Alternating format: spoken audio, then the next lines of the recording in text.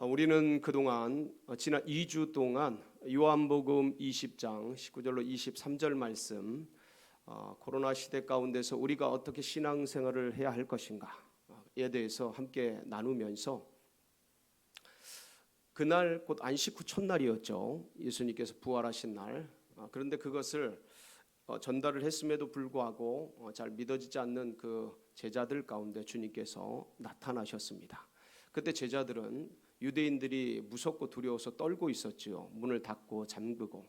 그때 주님께서 평강이 있을지어다 이렇게 인사를 하시고, 그리고 주님의 손과 발 확인하고 기쁨을 이기지 못하는 그 제자들에게 다시 한번 말씀하셨죠. 평강이 있을지어다. 그러니까 이 제자들이 주님이 없어지고 사라진 것들 때문에 두려워하고, 주님이 나타난 것 때문에, 보여지는 것 때문에 기뻐하는 그 제자들에게 평강이 무엇인지에 대해서 그 본질적인 의미를 말씀해 주셨습니다. 그래서 이 평강은 깊은 내적 신뢰 속에서 얻어지는 관계의 힘이라는 거죠. 예수 그리스도가 보이지 않든 보이든 그분을 향한 믿음, 신뢰와 깊은 관계 속에서 있을 때 주어지는 내면의 힘, 내면의 상태, 이게 평강이라고 같이 나누었습니다. 그러면서 이런 평강과 이런 힘들, 이것들을 얻기 위해서, 누리기 위해서 우리가 과연 어떻게 우리 신앙생활을 해가야 하는가. 마치 예수님이 돌아가신 후 제자들이 두려움과 불안에 떨던 것처럼 이 코로나19라는 전대미문의 사건 속에 당황스럽고 우왕좌왕할 수밖에 없는 우리의 마음, 이 사회, 그리고 앞으로 전망이 불투명한 이 세계 속에서 경제적인 압박과 여러 가지 영적인 그 무중력 상태에 던져지게 된 우리들, 이 사이에서 비슷한 제자들과 같은 그런 사이에서 과연 우리는 무엇을 해야 될까? 평강을 잃어버린, 주님의 비전과 성령의 충만함과 은혜를 잃어버린 이 시대 가운데서 우리가 어떻게 이것을 회복할까를 나누면서 영적인 프로세스를 가져가야 한다라는 말씀을 함께 또 새겼습니다. 그래서 스피리추얼 프로세스 체크, 이 영적인 과정을 체크하면서 하루하루를 살아가야 한다. 최종적으로 그러니까 평안을 얻기 위해서, 성령을 누리기 위해서 우리가 일상에서 영적인 프로세스를 놓치지 말고 체크해야 될 것을 함께 나누었습니다. 그러면서 가장 중요한 첫 번째 해야 될 일로 말씀, 묵상, 통독, 암송, 이 세 가지를 언급을 해드렸고, 그 다음에 기도, 그 다음 간구, 그 다음 중보, 이 기도에 대한 내용을 함께 나누었고, 그다음에 공예배를 사수해야 될 것들, 그다음에 미디어 금식과 절식에 대한 이런 부분들을 스킵하듯이 나누었습니다. 오늘은 그 영적인 프로세스를 체크하면서 가장 중요하게 언급했던 묵상에 대해서 우리가 함께 나눌 겁니다. 그러니까 이 코로나19 시대에 우리는 과연 어떻게 묵상을 해야 되는가? 무엇을 묵상해야 되는가? 묵상이라는 게 무엇인가? 그리고 이 시대 가운데 우리는 어떤 것을 어떻게 해 나가야 하는가에 대해서 함께 이제 좀 말씀을 통해서 나눌 텐데, 오늘 우리가 읽은 이 말씀이 여호수아 1장 1절로 9절의 이 말씀이 묵상하면 빼놓을 수 없는 아주 귀중한 그런 본문 말씀입니다. 그래서 오늘 묵상 말씀 제목을 가지고 함께 본문을 같이 읽어 나가고 또 강의하면서, 그러면서 뒷부분에서 묵상을 구체적으로 어떻게 해야 될지까지 언급을 하도록 하겠습니다. 1절 보면 여호와의 종 모세가 돌아가셨습니다. 여러분, 그런데 신명기 34장에 보면 이 여호와의 종 모세가 120세까지 눈이 흐려지지 아니하고 기력이 쇠하지 않았다라고 기록되어 있습니다. 우리 모두가 사모하는 바죠. 마지막 그날까지 건강하고 체력이 약해지지 않고 눈이 흐려지지 않으면서 그렇게 사는 축복을, 장수의 축복을, 건강의 축복을 받기를 바랍니다. 그런데 이 모세가 그 수를 누렸습니다. 그래서 말씀을 보면 신명기 34장 7절에 이렇게 기록이 되어 있죠. 시작. 모세가 죽을 때 나이 120세였으나 그의 눈이 흐리지 아니하고 기력이 쇠하지 아니하였더라. 자, 여러분, 이 말씀은 다시 한번 바꿔서 얘기하면 모세가 어느 날 갑자기 돌아가셨다는 겁니다. 그러니까 이 모세를 믿고 따랐던 수많은 사람들과 특히 이 모세의 비서실장 겸 여러 가지 수종을 들던 여호수아는 어느 날 갑자기 돌아가신 모세로 인해서 엄청난 충격을 받게 되는 거예요. 여러분, 제가 이것을 삶으로 경험을 했는데 저희 아버지가 노년에 제 앞에서 팍 쓰러지셨어요. 어느 날 갑자기 뇌경색이 오신 건데 그게 제가 문을 열고 들어가는데 제 앞에서 골목길에서 푹 쓰러지신 거예요. 건강하셨거든요. 저희 아버지가 키가 180이 넘는 거구셔요. 예. 경북 상주에서 씨름을 하면 당할 자가 없었던 거구시거든요. 그런데 그 엄청난 분이, 건강하신 분이 그냥 이빨로 그냥 병을 툭툭 따던 분이 연세 드셨는데도 기골이 장대하고 튼튼하셨거든요. 근데 눈앞에서 막 쓰러지는 걸 본 거예요. 제 온몸이, 그러니까 사시나무 떨리듯이 떨리는 거예요. 어떻게 해야 될지 머리가 하얗고 아무 생각이 없어요. 그냥 덜덜덜덜 떨리는 거예요. 여러분, 이거 진짜 사람 쓰러지는 거 보면 그렇습니다. 특히 자기 부모님이 그렇게 되는 거 보면 뭐를 해야 된다라는 사고가 끊어집니다. 예, 당황해요. 힘들어요. 그 아버지가 막 그렇게 사색이 되셔서 막 그렇게 부들부들 떨면서 그렇게 죽어가시는데, 와, 그때 이제 가까스로 누가 도와줘서, 주위의 분들이 도와줘서 이제 일어나셨어요. 근데 저는 아무 생각 없이 가만히 멍하니 이러고 있었던 기억이 지금도 생생합니다. 무슨 얘기를 드리는 겁니까? 기력이 짱짱하고 눈이 흐려지지 않은 120세 먹은 그 어르신 모세가 돌아가실 줄 아무도 몰랐다라는 거예요. 근데 어느 날 갑자기 호르산에 올라가서, 어느 산에 올라가서 그냥 돌아가신 거예요. 그리고 그 뒤를 누가 맡은 거예요? 여호수아가 맡은 겁니다. 지난 40여 년간 이 모세는 기적과 이적과 또 모세가 왕 출신 아닙니까? 이 왕자 출신. 그러니까 애굽의 모든 학문에 달통하고 모든 병법과 여러 가지 것들을 다 익힌, 그래도 40년간 익은 게 어디 가지는 않지 않습니까? 뇌에 남아있지. 그런 실력과 능력들, 그리고 왕가의 족보에 있는 그런 어떤 인맥들, 그런 것 때문에 애굽에서도 마음대로 무시할 수 없었던 존재였거든요. 그러니까 족보가 다른 거예요. 왕의 족보고, 왕가의 족보고, 왕자였고, 왕의 교육을 받은 탁월했던 사람인 거예요. 아무리 40년간 광야에서 양치기를 했어도 그 40세까지 새겨졌던 그런 것들을 무시할 수가 없는 거죠. 근데 여호수아는 노예로 태어났어요. 평생 노예 생활했어요. 그러니까 노예가 무슨 공부를 하겠습니까? 노동만 한 거죠. 그러니까 왕의 교육을 받을 때, 모세가 교육을 받을 때 여호수아는 노동한 거예요. 노동자로서, 노예로서.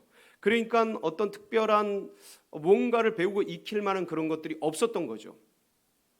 그런데 이런 상황 속에서 아버지같이 따르던, 할아버지같이 따르던 모세가 어느 날 갑자기 눈앞에서 사라진 거예요. 돌아가신 거예요. 그리고 그 후계자로서 누가 선 거예요? 여호수아가 쓴 겁니다. 물론 미리 인계는 다 했습니다. 예. 모세가 돌아가시기 전에 이미 다 인수 인계는 다 했어요. 그러나 여전히 그 권위와 능력과 리더십은 모세에게 있었죠. 어느 날 갑자기 돌아가신 거예요. 그리고 그 이스라엘 백성들을 이제 인도해가고 자기가 리더십을 발휘해야 되는 겁니다. 근데 자기는 배운 게 없어요. 익힌 게 없어요. 모세처럼 왕자도 아니었어요. 그 탁월한 교육을 받은 것도 아니었어요. 그러니까 부들부들 떨리는 거예요. 이걸 어떻게 해야 되지? 앞이 캄캄한 겁니다. 이 수많은 200만 명, 300만 명 하는 이 백성들을 어떻게 끌고 가지? 내가 비록 모세 그 어르신에 의해서 인수를 받았지만, 리더십을 인수를 받았지만 누가 나를 리더로 인정할까? 같은 노예 출신인데, 아무것도 행한 게 없는데 여호수아가 10가지 재앙을 행했습니까?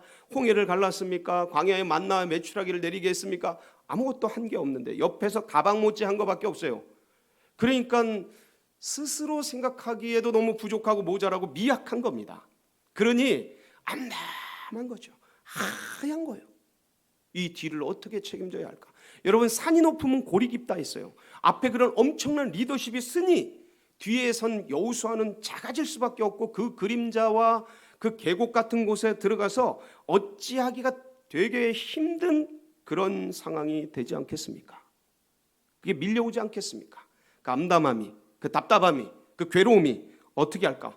그리고 생각을 해보세요. 모세가 인도할 때도 이 장정 60만 아이들, 여자들 포함 200만 명, 300만 명 하는 이들 징그럽게 말을 듣지 않았습니다. 그 거대한 리더십의 능력자인 모세가 끄는데도 매일 불평하고 원망하고, 우리 애굽으로 돌아가게 해달라, 우리를 이 광야에서 죽이려고 하느냐, 왜 이런 데 끌어내가지고 우리 목마르게 하고 힘들게 하고 어렵게 하느냐. 하여간 근데 그 광야 가보니까 불평할 만 하더라고요. 조금만 걸어도 입에서 괜히 뭐가 나와요. 안 좋은 말들이. 그런데 거기에 이제 걸어가면, 그런데 어쨌든 그 능력자가 이끄는데도 그러한 현실을 여호수아는 옆에서 매일 봤거든요. 그 백성의 리더들, 백성의 대표자들이 모세 앞에 와가지고 그냥 막 싸우듯이 덤비듯이 그런 것들을 매일 봤거든요. 그리고 가데스 바네아의 앞에서 그렇게 그냥 죽일 듯이 다른 리더 세워가지고 모세 제끼고 그렇게 하려고 했던 것들을 눈으로 봤거든요. 근데 이제 자신이 그 불평 많고 원망 많은 이스라엘 백성들을 끌고 가야 되는데 어떻게 끌어가야 될지, 지혜와 판단력과 모든 것들을 어떻게 해나가야 될지, 이들을 어떻게 설득할지, 이 리더십을 어떻게 모아갈지, 이들이 과연 내가 무슨 A 말을 하면 A를 따를까?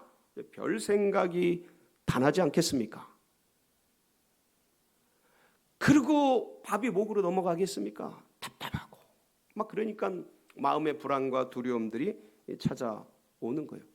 주님께서 나타나셔서 이러한 여호수아에게 몇 가지 말씀을 하십니다. 해야 될 걸 말씀하셔요. 이 백성을 데리고 요단을 건너 내가 네게 그 땅을 차지하라. 그 땅을 밟아라. 그 땅으로 가라.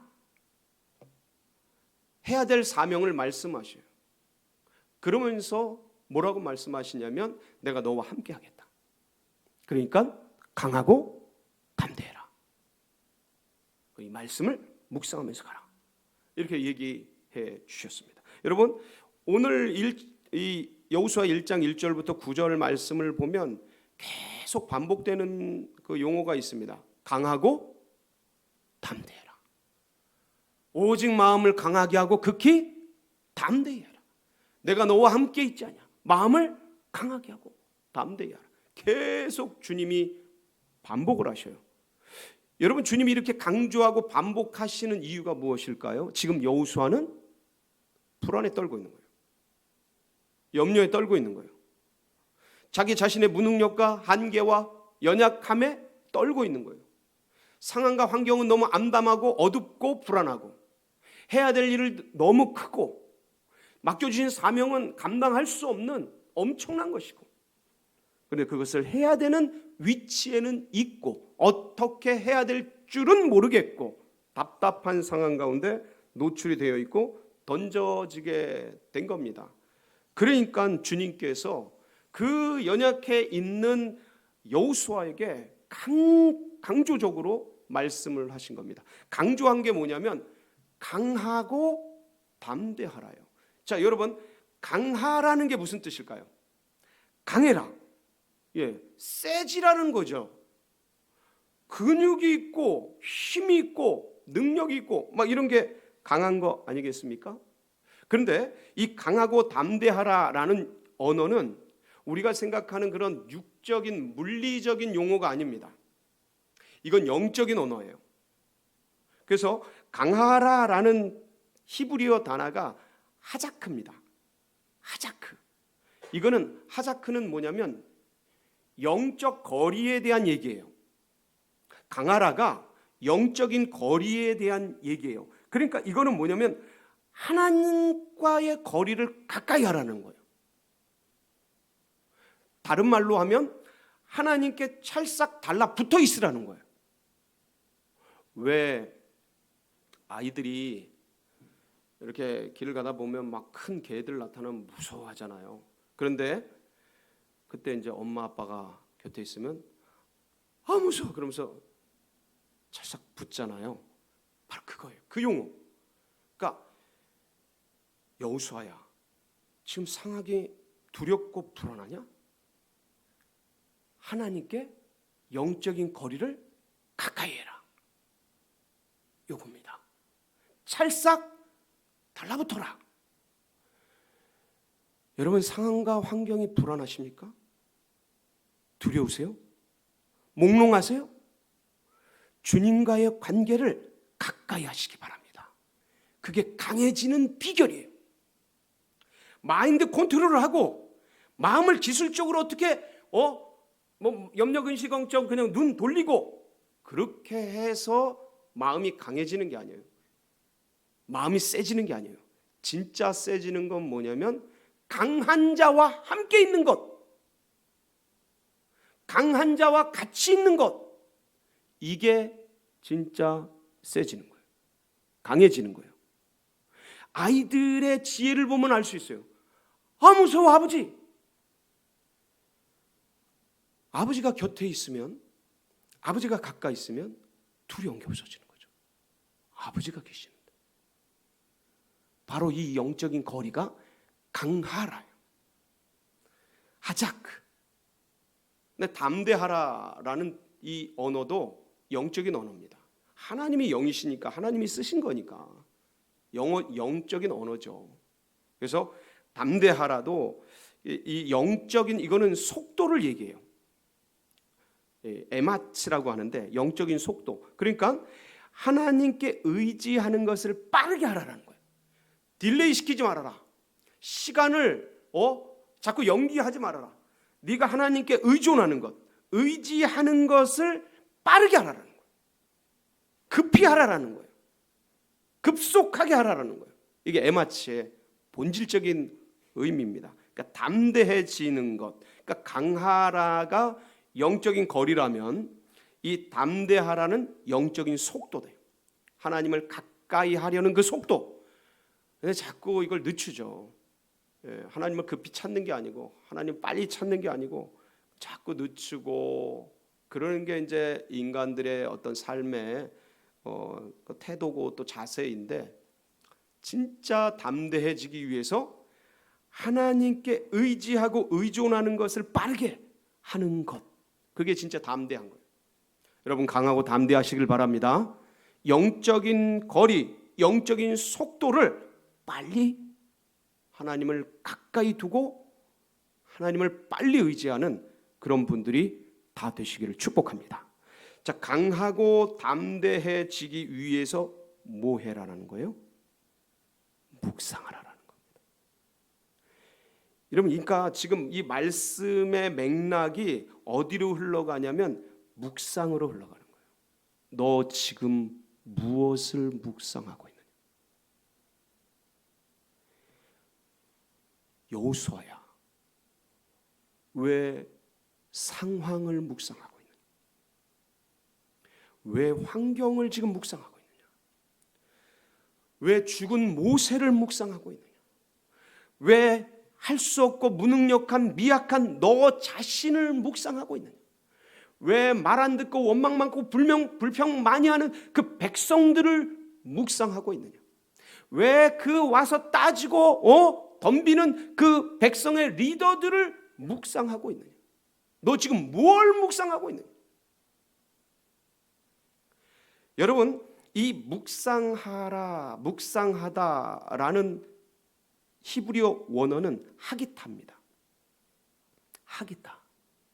하기타를 여러 가지로 말씀을 드릴 수가 있어요. 근데 이 하기타의 본질적인 근원적인 마지막 핵심이 뭐냐면 영적 체험이에요. 무슨 말씀이에요? 강하고 담대하라. 영적 거리를 가까이 하라. 영적 속도를 빠르게 하라. 영적 체험을 하라. 묵상하라. 말씀으로 하나님 살아계심을 경험하라라는. 그러니까 말씀으로 하나님 살아계심을 경험하기 위해서 그 말씀을 주야로 어떻게 하라는 거예요? 읊조리라는 거예요. 하가라는 게 중얼거리다라는 거예요. 하가에서 하기타가 나오는데, 묵상하라가 나오는데, 이 하기타의 원어가 하가예요. 하가라는 단어는 중얼 하는 거예요. 읊조리는 거예요. 무엇을요? 오늘 말씀 8절을 보면 무엇을 묵상해야 되는지 주님께서 명확하게 말씀을 하고 계십니다. 우리 8절 말씀 한번 볼까요? 이 율법책을 내 입에서 떠나지 말게 하며 주야로 그것을 묵상하여. 자, 그것이 뭐예요? 여기서 율법책, 말씀. 상황을 묵상하라가 아니고 무엇을 묵상해라? 그것을 묵상해라. 그게 뭐예요? 말씀을 묵상해라. 그래서요, 이 성경에서 묵상하라고 말할 때는 상황 묵상이 아닙니다. 이 자연 묵상이 아니에요. 창조물 묵상이 아니에요. 사람을 묵상하는 게 아니에요.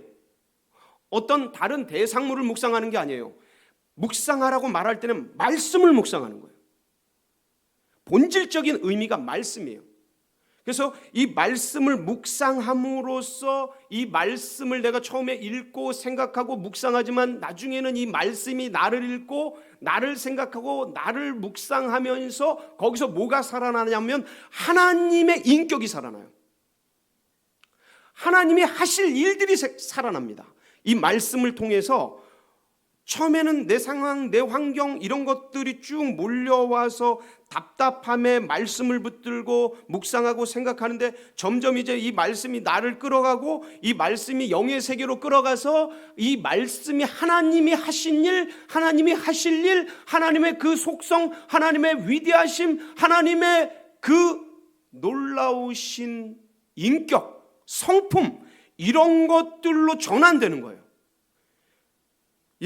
그래서 그 말씀이 우리에게 뭘 주냐면 강하고 담대한 힘을 거기로부터 주시는 거예요.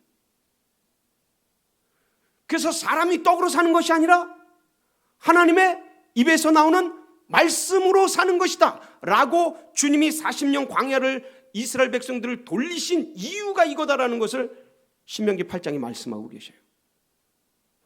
그러니까 이 세상 물질로, 이 세상 먹는 거로 인간이 비록 육체라서 그걸 먹지만 그거로만 사는 존재가 아니고 본질적인 존재는 하나님의 입에서 나오는, 이 입에서 나오는 말씀은 뭐냐면 우리가 말씀을, 이 기록된 말씀을 읽고 묵상하지만 묵상의 본질은 거기서 이 말씀이 살아서 하나님의 말씀으로, 하나님의 음성으로, 하나님 이걸 입에서 나오는 이라고 말하는 거예요. 살아있는 이 말씀, 레마의 음성, 주님이 지금 내게 필요한 이 상황과 환경을 이기기 위해서, 오늘 하루를 살기 위해서 주님이 내게 필요한 그 말씀을 성경에서 기록된 말씀으로 지금 나에게 깨달아지는 영으로 말씀하시는, 그게 살아있는 말씀이에요. 그거로 산다라는 거예요. 사람은 경험으로 사는 게 아니고 인맥으로 사는 게 아니고 은행 잔고로 사는 게 아니고, 인간이 살아가는 것은 가족으로 사는 게 아니고 하나님의 입에서 나오는 말씀, 이걸 놓칠 때 상황에 빠져버려요. 환경에 빠져버리는 거예요. 두려워지고 불안해지는 거예요. 코로나가 어떻게 할까 막막해지고 여기서 앞이 불투명하고 전망이 어려우니까 마음에 주눅이 들고 침체가 오고 이러는 거예요. 그거에 종이 되는 거죠. 상황의 종이 되는 거죠.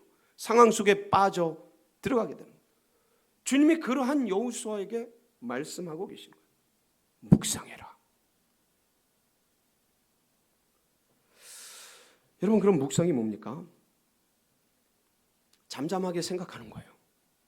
단어적 의미는 그렇습니다. 잠잠할, 묵묵할 묵자 아닙니까? 생각상 잠잠하게 생각하는 거예요. 고요하게 깊이 생각하는 거예요. 뭘 생각하냐? 여러분, 명상, 세상에서 말하는 명상하고 주님의 말씀 묵상은 근원적으로 다릅니다. 명상은 자기를 비우는 과정이라면 묵상은 말씀으로 채우는 과정이에요.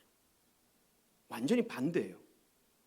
비슷한 단어로 보여지지만 의미적으로, 영적으로 완전히 반대예요. 하나님의 말씀으로 채워지는 거예요. 이게 묵상이에요. 상황과 환경으로 복잡해지고 가득한 내 영혼 속에 하나님의 말씀이 장악하는 거예요. 그렇게 되도록 나를 허용하는 거죠. 이게 묵상이죠. 그래서 묵상을 해야 되는 이유는 주님께서 말씀하신 거예요. 본능과 상황에 빠지지 않기 위해서. 그래서 나의 것, 사람의 것에 머물러 있지 않기 위해서. 인간은요, 본능적으로 먹는 것, 상황, 욕구, 물질, 재물 이런 것들을 지향하게 돼 있어요. 그런 거에 빠지지 않기 위해서.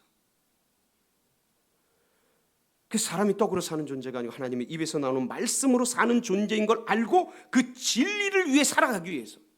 방향수정, 그냥 냅두면 우리는 죄로 향해, 육으로 향해, 땅으로 향해, 이 세상 지나가는 곳으로 향했네, 인간이. 근데 그게 아니고 묵상을 통해 우리의 방향을 진리로, 영원한 곳으로, 하늘로, 영생으로 우리를 끌어가기 위해서 묵상해야 합니다. 여러분, 묵상은요, 선택이 아니에요. 하나님의 명령이에요. 1장 9절 한번 보세요. 볼까요? 시작. 내가 내게 명령한 것이 아니에요. 자, 보세요. 뭐라고요? 명령이에요. 여러분, 이게 여호수아에게만 명령한 걸까요? 그렇지 않아요. 이건 오고 오는 모든 하나님의 백성들에게 말씀하시고, 이 상황은 여호수아만 처한 상황이 아니에요. 모든 인생이 처하는 상황이에요. 지금 우리는 더더군다나 이 코로나19라는 전대미문의 사건 속에 던져져 있고 더 어렵죠. 더 힘들죠. 그래서 더 묵상해야 되죠. 그래서 하나님 앞에서 이 묵상을 해 나가야 하는데, 그럼 묵상을 어떻게 하느냐? 여러분 다 아시잖아요. 처음에 묵상하기 전에 기도하고, 하나님 오늘도 이 말씀을 통해 제가 하루를 살아갈 수 있는 말씀을 주시옵소서, 하나님의 음성을 주시옵소서 기도하고, 여러분이 가장 좋아하는 찬양을 하세요. 예. 알고 있는 찬양, 그게 어떤 것이든지 그냥 홀로 고요히 하나님을 찬양하세요. 그때 영이 임해요. 쫙 찬양하고, 그 다음에 성경을 읽는 겁니다. 성경을 무조건 3번 이상 읽으셔야 됩니다. 같은 본문을, 묵상이라는 것은 성경 읽기, 성경 공부랑은 좀 달라요. 그래서 정해진 본문, 그것을 3번 이상 읽으셔요. 첫 번째 읽을 때는 본문을 인식하기 위해서 읽으셔야 합니다.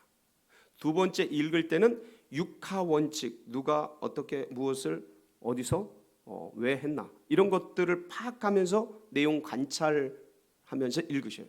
세 번째는 의미 파악을 하면서 읽으셔야 합니다. 이게 좀 세 번째 단계가 조금 힘든데, 그런데 어쨌든 성경 맥락적인 걸 파악하고, 그다음에 역사적, 사회적, 문학적 배경들을 좀 생각하시면서 이제 읽어 나가시면 좋습니다. 그럼 마지막에 원어적 의미까지 생각을 하면 좋은데, 이게 신약은 그래도 할 만한데 구약은 참 쉽지 않아요.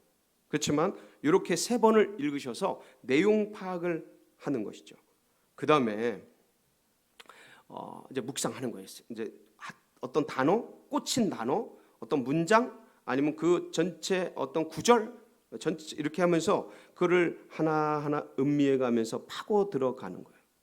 그러고 나서 이것을 여기서 이제 주님께서, 예수님께서 이 말씀을 나에게 주시는 이유가 무엇일까를 물으셔야 돼요. 오늘 이 말씀을 나에게 주시는 이유가 무엇일까를 물으시고, 이것을 내 삶에 오늘 하루 동안 적용해 나가는 겁니다. 그리고 마지막으로 감사 기도하고 이제 마치게 되는데, 여러분 이걸 하나하나 이제 해 나갈 때 주님께서 그 자리에 임재해 주셔서 말씀해 주십니다. 주의할 게 있습니다. 성경 공부가 아니에요. 잠시 전에도 언급드렸지만 묵상은 성경 공부가 아니고요. 연구 시간이 아닙니다. 이 묵상의 본질은 개인적으로 오늘 그 본문 말씀을 통해서 내게 주시는 하나님의 말씀, 하나님의 뜻, 하나님의 우리끼리 언어로 하나님의 음성을 듣는 시간이에요. 그러니까 오늘 하루 붙잡고 살 영적인 만나, 양식을 받는 시간이죠. 그래서 지성으로가 아니라 음성을 들어야 돼요.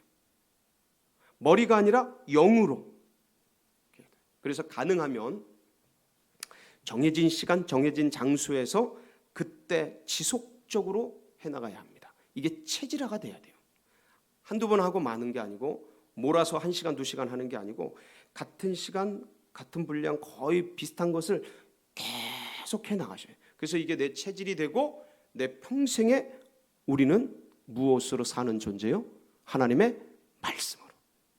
그래서 내일 적용하고 그래서 저녁에 잘 때 한번 검증을 하고 감사기도 하고 그렇게 해서 이 여호수아가 붙들었던 그 말씀, 그 묵상, 그래서 결국은 성공하잖아요. 우리 인생이 말씀으로, 말씀 묵상을 통해 성공하는, 승리하는 그런 복된 성도님들 다 되시기를 주의 이름으로 축원합니다. 같이 기도하시겠습니다.